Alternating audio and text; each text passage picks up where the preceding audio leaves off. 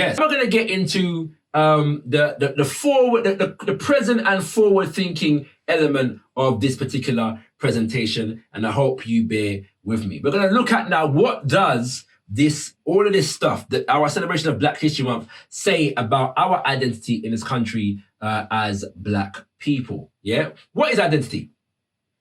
The fact of being who or what a person or thing is. The characteristic determining who or what a person or thing is. A close similarity or affinity, yeah? Now, get into the idea of collective memory as history. If you don't know or have a proper appreciation of your history, are you in a position to identify yourself? To self-identify? To self-determine? In Kwanzaa, we have the second principle of the Nguzo Saba, the 7 principles, which is kujichagulia, self-determination, to define ourselves, name for ourselves, create for ourselves, and speak for ourselves, instead of being defined, named, created for, and spoken for by others. People who don't know their history, because of that collective amnesia, are going to be defined by others, in particular, their oppressors. So when we look at how we are defined in British society, and the fact that today, more of us are adopting British identity, what does this mean? And how are we defined in the context of British identity? These are the terminologies that I've come up with that would really seek to define Black people within the context of British society. Ethnic minority, Black minority, ethnic, underprivileged, working class, urban. So here we have terminologies that are popularly used within the society to describe and define Black people. But these are not just labels without meaning. They're really distinctions for power relationships. Ethnic minority, Black minority, ethnic. If there is a minority, there is a majority. Generally speaking, you don't hear the term ethnic majority used. But this particularizes you and your plight and your people in relation to the ethnic majority, who are generally considered to be better off than you are, or having more power than you do. You have underprivileged. If there is an underprivileged, who are the privileged or the overprivileged? But again, we are disproportionately represented in whatever categories and measurements and statistics of society define this class of underprivileged. And underprivileged relates to the concept of working class. Black people are overrepresented in the statistics in relation to who or what is working class, i.e. working at the bottom of the, or near the bottom of the economic ladder. And then you have urban. Urban, which is a cultural terminology, which whitewashes Black cultural contributions to the world and puts a racially ambiguous veil over it, so that we need not refer to it as Black anymore. We need not refer to it or give credit to the history and the culture of the people that birthed these traditions. We can just say it's inner city London urban culture. The number one example of this is Black music, yeah? When it's referred to as urban music. Okay?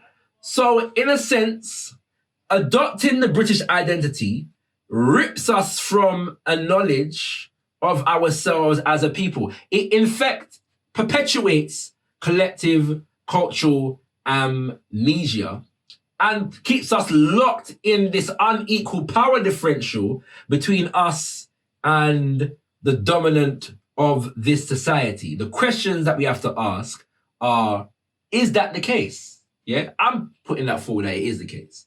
Ask yourself, is that the case? And so we're going to look at this a little bit further in relation to a couple years ago, the World Cup. And it was my observation, as well as the observation of many, that record numbers of black people and black youth in particular were supporting the England team. And this was new because back in the day, yeah, man never supported England. Yeah, man never. Listen, back in the day, yeah, England was in every World Cup. And black people may have supported John Barnes and may have supported Ian Wright. But to support England as a football team was sacrilege. And we know this, why? Because when Cameroon entered and when Nigeria entered the World Cup, black people supported Cameroon. Yes, and Nigeria and Brazil. Okay, there were plenty of black people in Brazil, and Brazil is a majority black nation. But in 2018, this seems to have changed. Seems to have changed drastically, yeah? And so this was given expression in an article that was written by a historian, not an historian, and television personality, David Olusoga. He's got some good work in terms of television documentaries. I would encourage it, particularly one on Britain's forgotten slave owners or something like that. Excellent piece of work by David Olusoga. And I should say very informative piece of work by David Olusoga.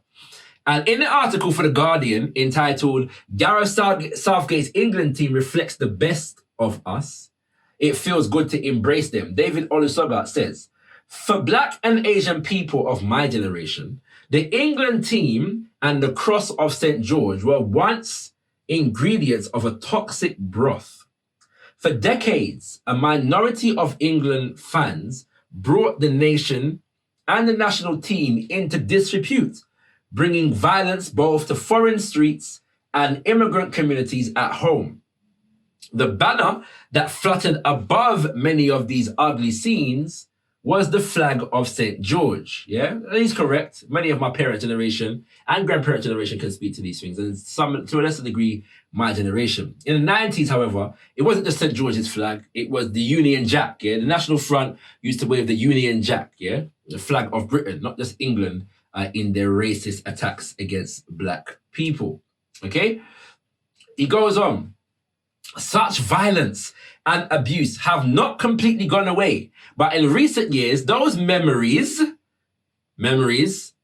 and associations have increasingly seemed out of step with contemporary reality. Gareth Southgate's squad, with an average of age of 26, have no memories of those earlier decades. They are England's most diverse World Cup team.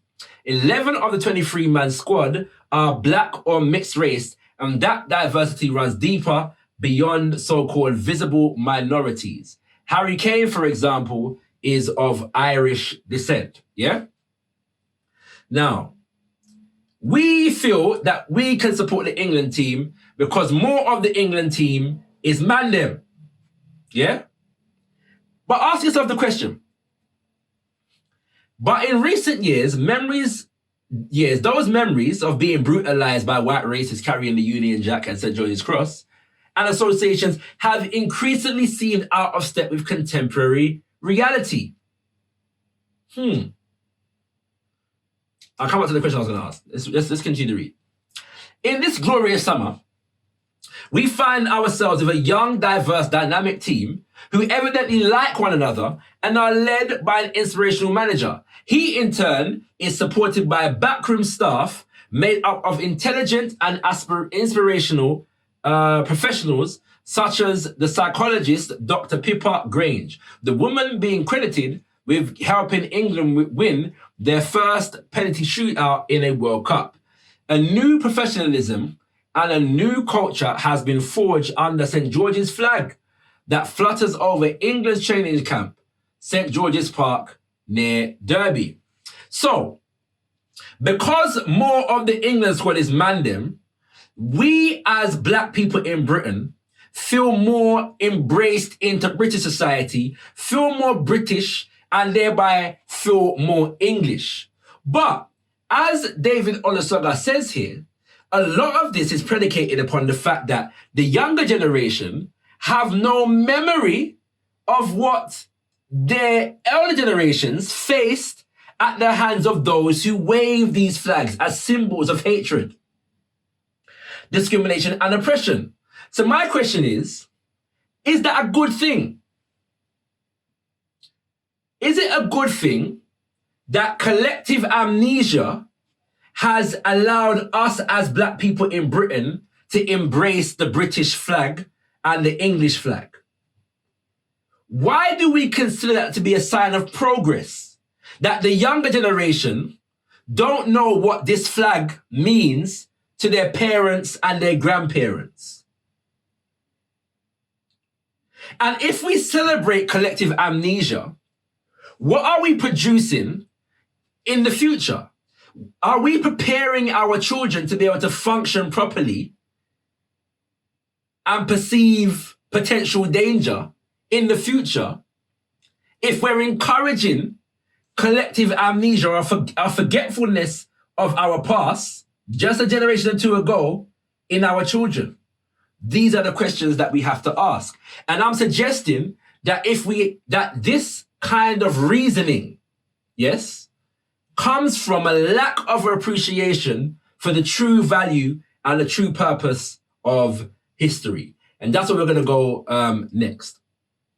But before we go there, want to highlight some good works that are taking place in the black world today, kings and queens. First of all, shout out to the organization of Black Unity, because as much as there is some forgetfulness going on, there's also some good work going on. And we just want to highlight them very quickly, the people that are making history right about now before moving on. The organization of Black Unity, as headed or chaired by Brother Kehinde Andrews, and these are the brothers and sisters in their attempt to rebuild and reopen the Marcus Garvey Nursery, kings and queens. That building behind them is a 3-story building, and they were on the work program during this time. And so we look forward to the continued developments and the reopening of the Marcus Garvey Nursery. And then we have Sister Akua Gyamfi, the founder and managing director of the British Blacklist.com. And this is a beautiful, well, that was being a beautiful sister, but it's a beautiful institution whereby basically the question was asked, you know, when we're always saying we need more black people on the screen and behind the screen, and black writers and black producers and black directors to be, you know, and black literary artists to be more prominent on the bestsellers list and so on and so forth. So the question was asked, well, where would you go if you wanted to find black artists, black actors, black directors, black cameramen, black producers to fulfill that mission? And so Sister Akua created a directory, of black talent in the UK, and also a magazine element to the site to discuss and expound opinions and information on issues to do with black people in the creative industries, and that is the BritishBlacklist.co.uk. Excellent work that this is doing. I implore you all to support that work. Also, All Nights Comics, powerful black images for powerful black young people and adults, if you're into the comic book thing, as I am. And yeah, kings and queens, just check it out, allnights.com, and see the storylines. For example, Hardwired takes place in a futuristic Africa called the Niger Congo, whereby there's an intergalactic threat, but Africa is now the world's superpower, or so I say the Niger Congo is now the world's superpower, so do check that out. You know what I'm saying, if you want to get in on early on this development of this current comic book craze that is taking place around the world. All right. Also, I'm a member of the Best Kept Secret Spoken Word Collective, and we do spoken word theatre. And this is the flyer for one of our theatrical productions, whereby one of our members, Tugstar, had done 2 pieces whereby he was a presidential candidate, running for office. And we created a whole presidential campaign piece around his poem, and we done it in Cochrane Theatre in 2009, sold out the theatre for 2 nights in a row. And yeah, man, I'll probably drop a little bit of a snippet of this particular production in the presentation also. And finally, gotKushTV, the UK's #1 platform, black conscious platform, kings and queens. You are here, you got it here first, you have to know, say, gotKushTV is where it's at. Check us out, gotKushTV.com. All of our flagship shows, and we look forward to you supporting us more and more as we grow and grow together. Okay, final section, kings and queens, final section. What is the true purpose of history? That is the question. What is the true purpose of history?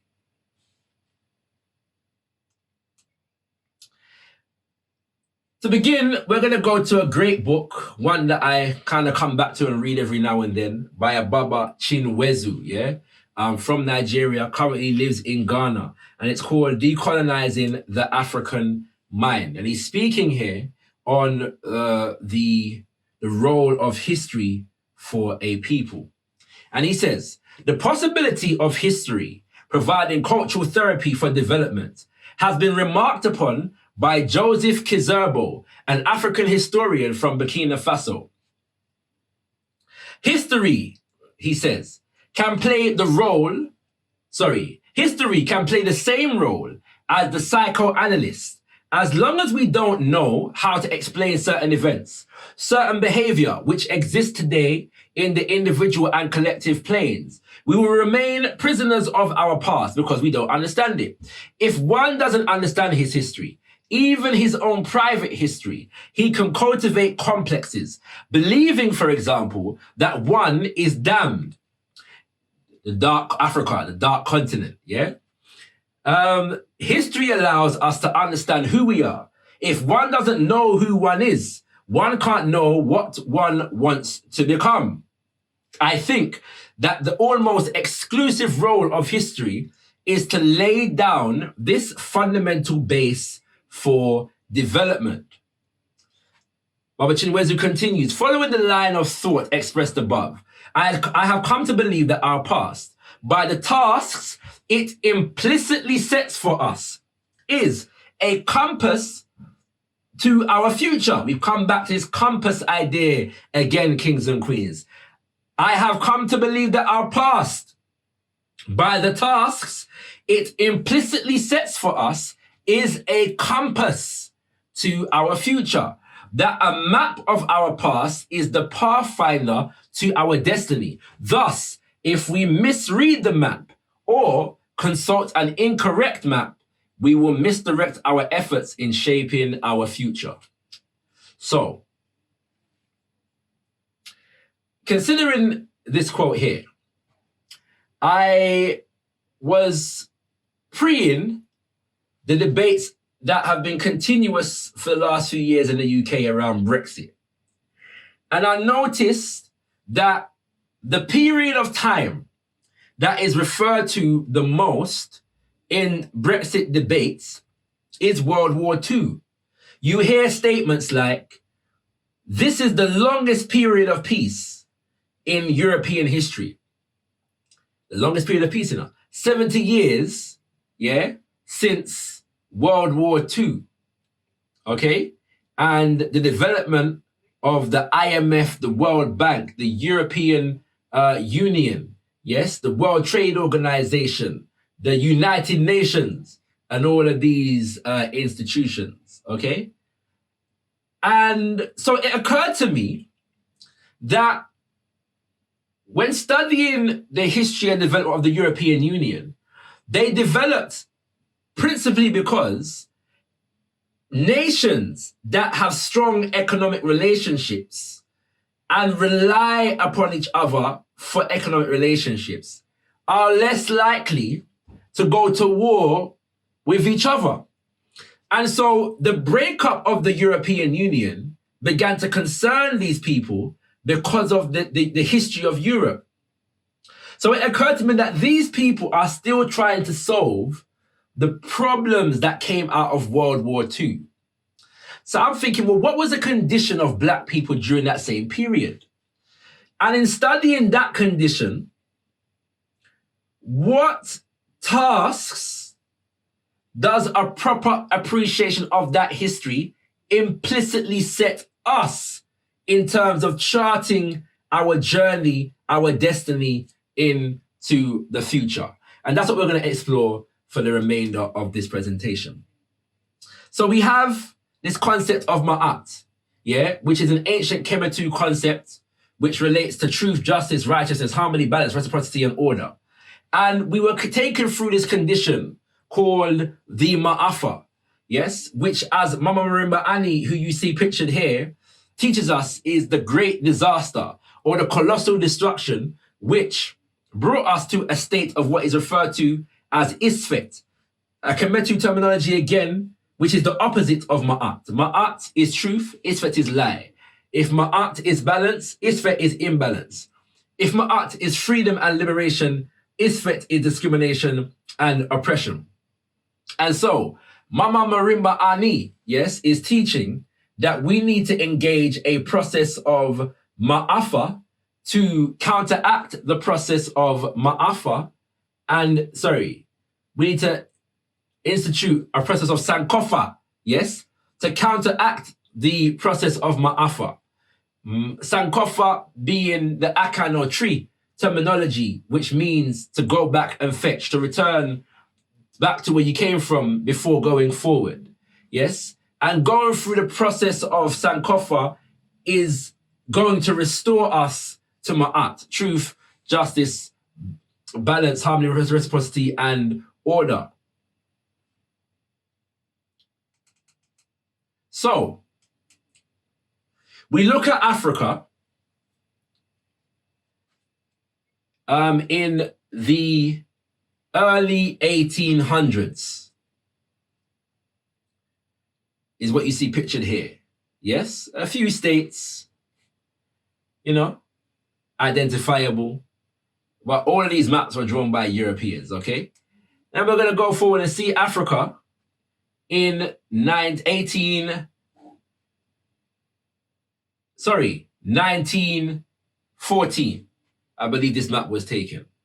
And so we see all of these sharp lines and these territories that are referred to as French West Africa, British West Africa, German East Africa, and so on and so forth.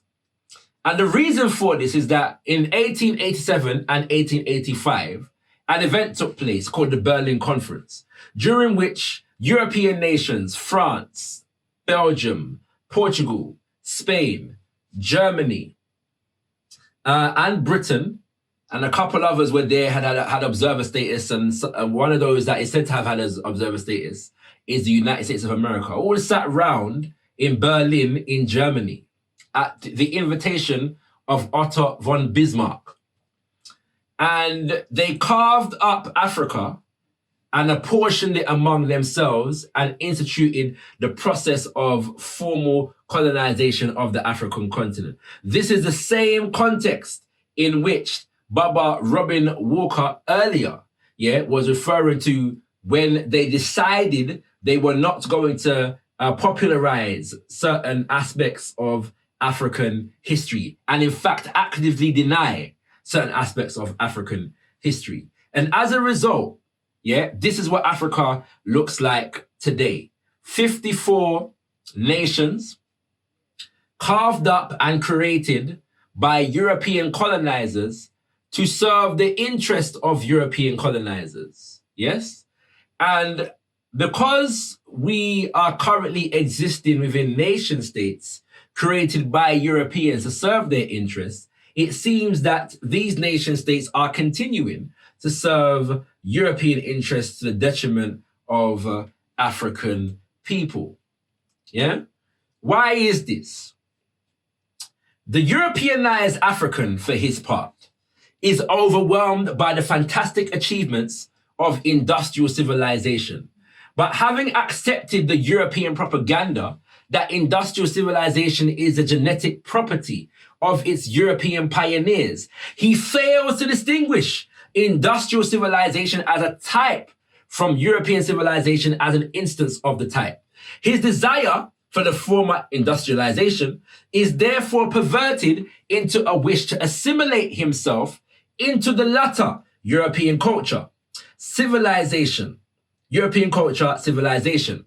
Obviously, he can't resist European imperialism if he believes that Europeans are the sole owners of the paradise of industrial civilization, or that European languages, which are colonial languages in Africa, are indispensable for participation in industrial civilization. Such veneration of alien cultures leaves the African susceptible to foreign domination. The Negro, thus educated, is a hopeless liability. So, We've been colonized by Europeans. We have received and continue to receive a European education, and therefore, all we seek to do is mimic the achievements of Europe and Europeans by adopting their culture as our own. Okay, one of the key elements that is identified here is the language element.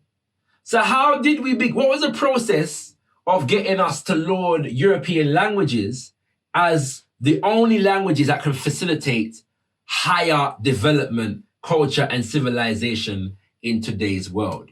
For the answer, we turn to How Europe Underdeveloped Africa by Walter Rodney, who informs us the Portuguese and the Spanish had always shown contempt for African language and religion. Schools of kindergarten and primary level for Africans in Portuguese colonies were nothing but agencies for the spread of the Portuguese language. Most schools were controlled by the Catholic Church as a reflection of the unity of church and state in Portugal.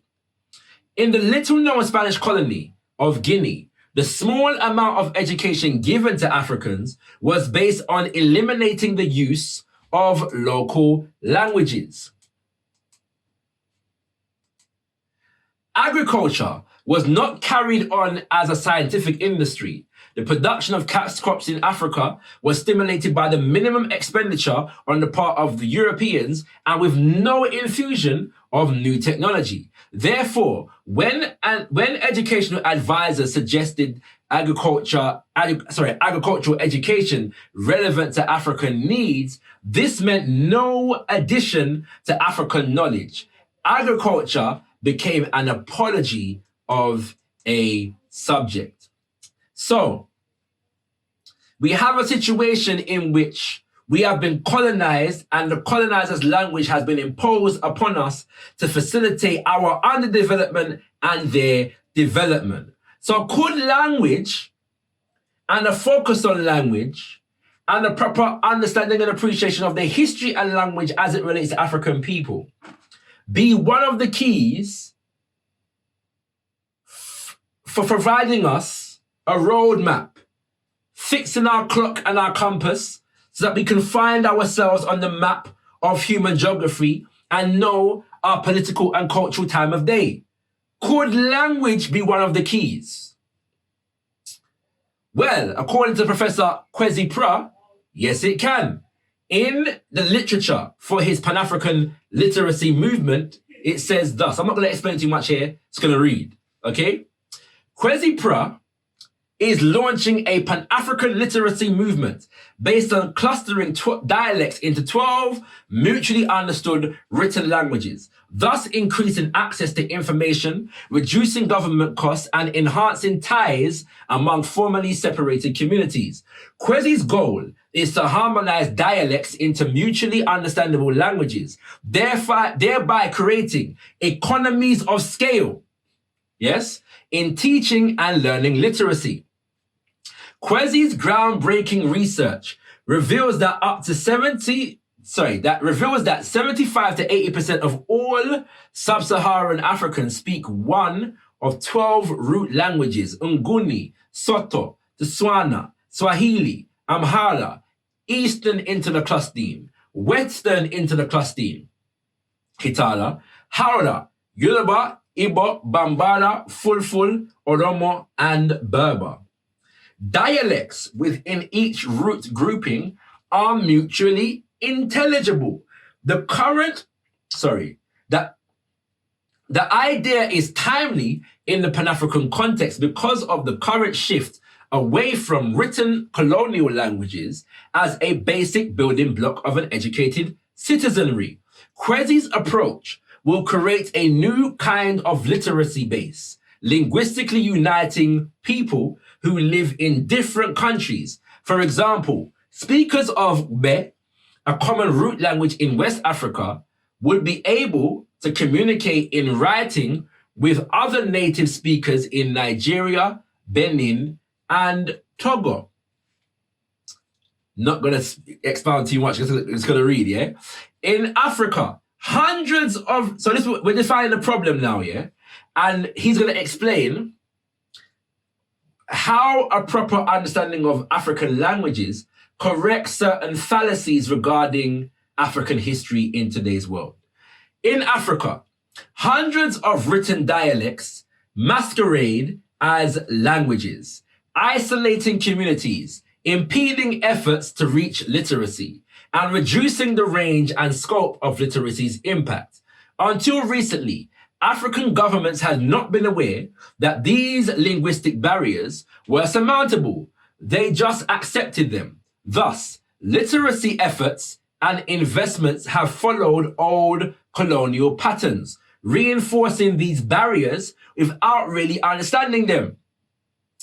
So, you notice today, yeah, that we have a popular narrative about Africa, that Africa is a continent, yeah, full of irreconcilable diversity and differences. That there are how many thousand so-called tribes and even more thousand African languages. And these thousands of tribes and these thousands of languages represent a direct impediment to any functional unity and cohesion among African people.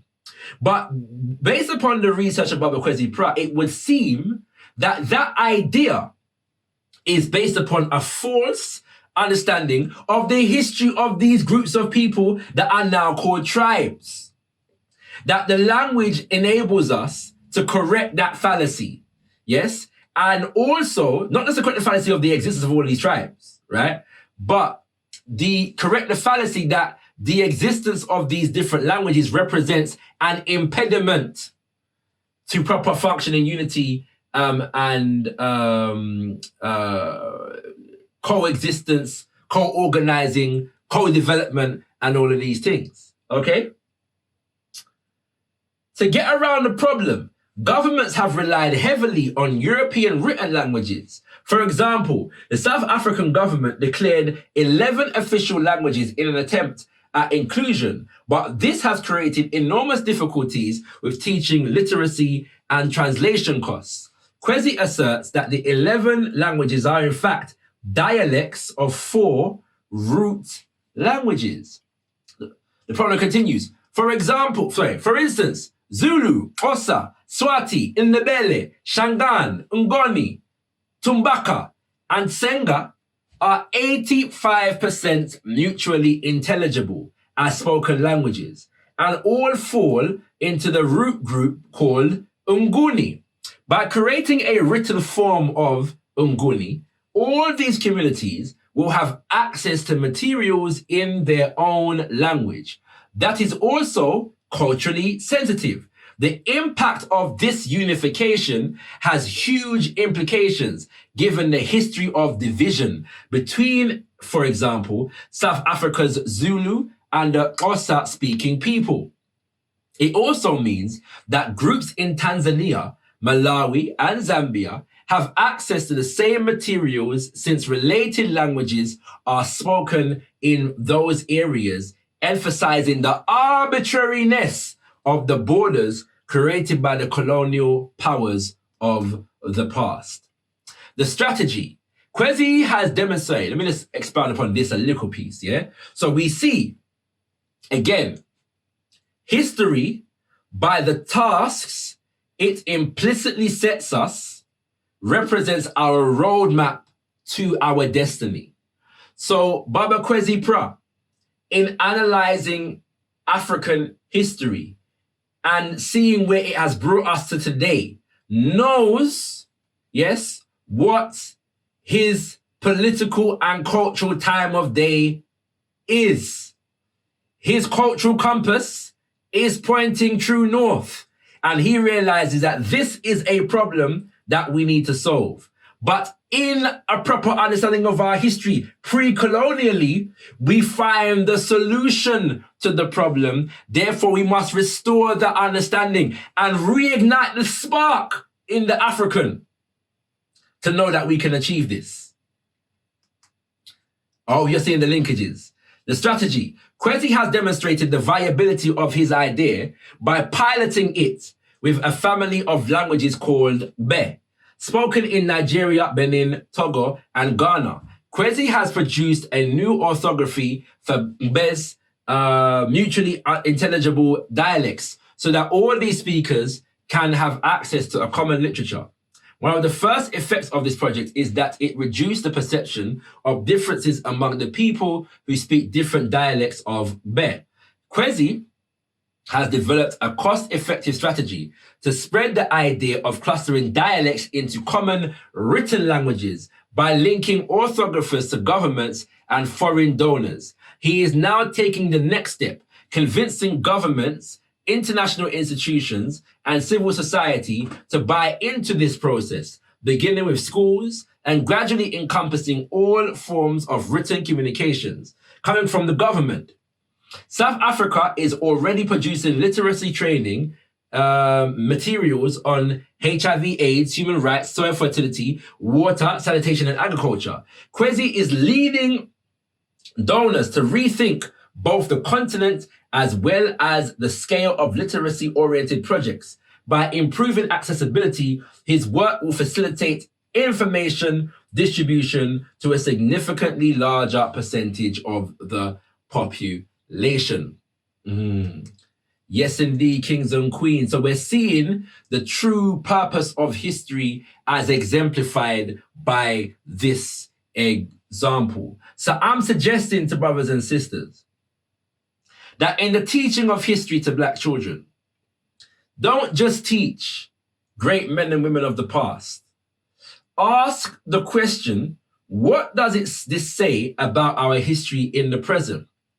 I will encourage us to particularly look at the revolutionary era between the 1960s and the 1980s, and look at what governments, the revolutionary governments like Patrice Lumumba in the Congo, or Asante Kwame Nkrumah in Ghana, or Maurice Bishop in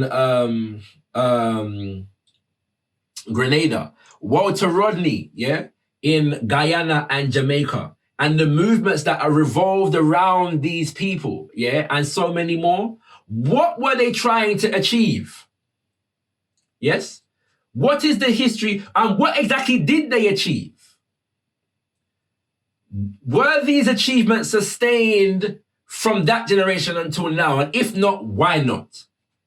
And how can we put ourselves back on the path of achieving those things if indeed what they were trying to achieve is worthy of achieving?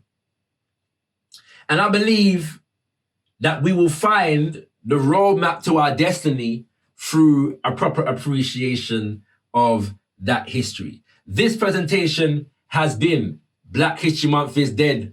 And I'm hoping that with the information that has been given here, that we can revive Black History Month into the observance and the celebration that we know it can be and that we need it to be. Follow me on all social media at ShakaRa Speaks. Follow me on all social media at ShakaRa Speaks. Check me out on gotKushTV all the time. And always remember, you ain't got nothing if you ain't got Kush. Give a big round of applause for President-to-be Talkstar!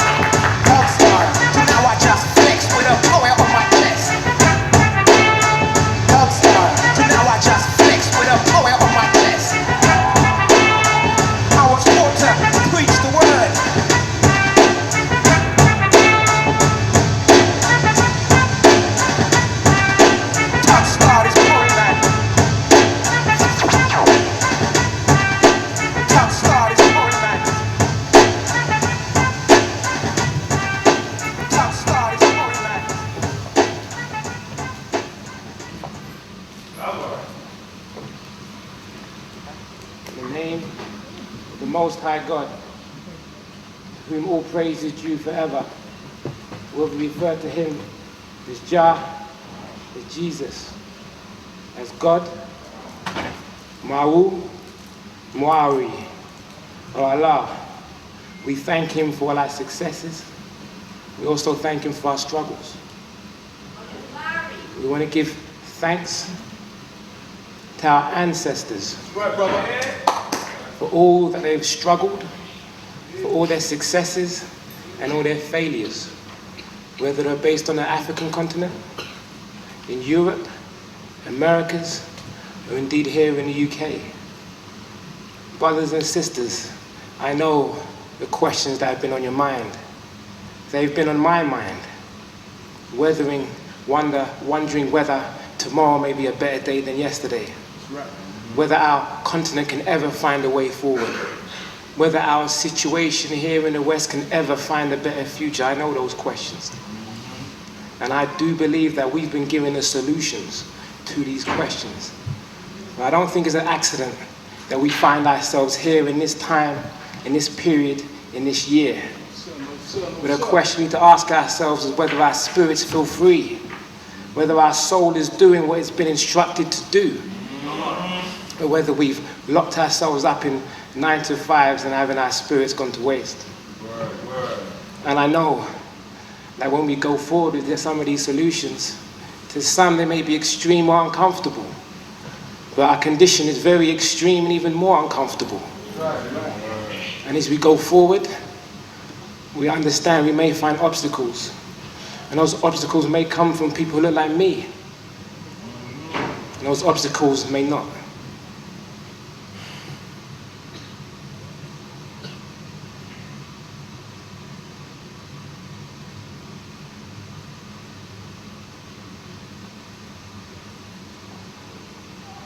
Man in the 6th row, 4th from the left, constantly pushes his left hand into his grey-suited double breast, each time increasing the intake and pace of breath. ShakaRa could be a threat. Sister, in the 27th row, slowly passes item to bro on the right, while brother 2 seats to the left behind is guided to his seat, appearing to be blind. Convincing? Keep watch, note to mind. See, we're trained to expect the unexpected. Forensic detail deployed to people's positioning. Intensive listening and rapid eye maneuvering. Trained to watch all of this. Summarize all of this. Even that sister who wants a hug and kiss could be on my threat list. I analyze situations in detail, acute and minute. On any scale for me to fail could constitute a criminal attribute.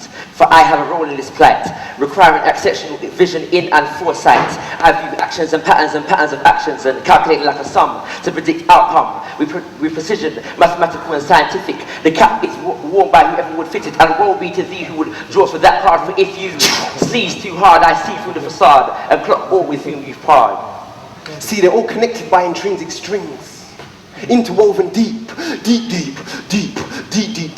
into psyches. You mean like that mental side, bro? Yeah, just might be. Or maybe the characterization of a Black Panther, watching, aware of everything, peaceful, but when attacked will devour, trusting of no one. For this life could be quite lonesome as the bodyguard of this chosen one, or one who's chosen to play his position. So now I reside on that middle ground between trust and suspicion, constantly making life-dependent decisions in a split second. The ideal to protect and the necessity to hold suspect exist in the same place against those who feel the need to ensure that those who would lead meet a deadly fate. But what we could provide and create ensure that lessons of history are learned from and not repeated unnecessarily. Because the hearts of too many are contaminated with a seed of bad mind, envy and jealousy, while others are selfishly caught upon this illusion that this system can provide them with a better solution and end up victims of a payroll. But while they sell their souls, we remain unblind, and we see the hands of those who pull the strings and know exactly where they infiltrate our things. And as a result of these zombies and walking deads, we receive death threats on the regs. See, late night calls from withheld anonymous only serve to increase the autonomous mind state governed from being in the trenches. Say that again, bro.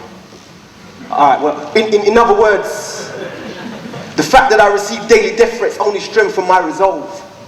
For from these experiences of new and old, those well known and those untold, the truth shall one day evolve, and God's chosen people shall stand upright and bold. So we're told. But when they decide to stand upright and bold and shake that devil from off their backs, that devil that takes that free ride across rough and turbulent tides, see, simply standing upright will cause these free riders to support themselves. And as like before in their industrial revolution, their cupboards will be bare. Yeah, like old Mother Hubbard shelves. See, we've already had multiple assassination attempts on President-to-be gotKushTV. From poisoned foods to man-made diseases. From character assassination to organization infiltration. I'm telling you people, these attacks never ceases. But what increases is the growth and awareness of the elite team of revolutionary activists. Pan-African Congress. But what increases is the growth and awareness of the elite team of revolutionary activists. All African people. Growth and awareness of the elite team of revolutionary activists. Pan-African Youth Organization. Revolutionary activists. Nation of Islam. Revolutionary activists. Our cable and revivalists. Who want more than just this black power fist. Resist the temptation to dismiss this, for ignorance most definitely is not bliss. So now these teams look to enlist and recruit more soldiers in army fatigues and boots, so we can build more organizational groups and defend our fruits. Like President GKTV, who some say has been sent from ShakaRa, Allah. It no matter! Sent to bring back and realign that black star. So let that black star shine, and those involved know their role and stay in line. For the roles of those who come against us are well and clearly defined. COINTELPRO is not the past, nor it is a myth. So while we fight and resist, they will send their silent and slick agents within our midst, who intel report back, spread confusion, deceive and spy, and watch with whom you lie, yes, watch with whom you lie for sex. Mercenary means that even your partner may not be all that sincere and true, especially if they do not look like you.